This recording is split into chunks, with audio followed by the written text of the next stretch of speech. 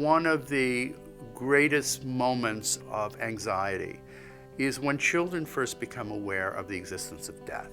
When that happens, there are all kinds of ways that children express it. It usually comes out in play, and it comes out in stories that children tell as well, or stories that children want to hear. And in part, Charlotte's Web is a story about the fear of death.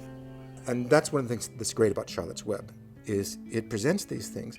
It doesn't sentimentalize them. It just says this is the way the world is. And all through that, even with that sorrow, again, there's that love song to nature that throbs underneath the story, all the way through it, the love of the natural world.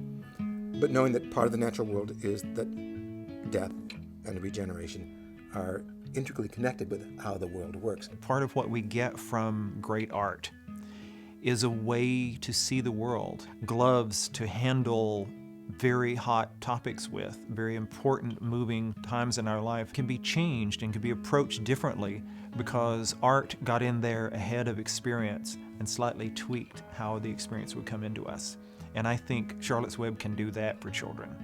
It can say that you will have loss, and it may be deep loss and break your heart, but you will go on and you will survive, and your friends will help you, and spring will come back around.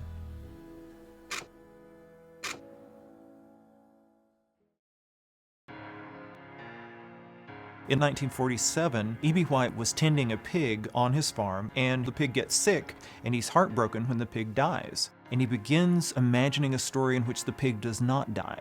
One day then, a few months later, he winds up looking up and realizing there's a huge spider web in the barn. And he watches as the spider carefully lays eggs and puts them in an egg sack. And I love this moment. E.B. White takes that little egg case and puts it in his blazer pocket. So in his pocket is the inspiration for what will become the most popular children's book in history.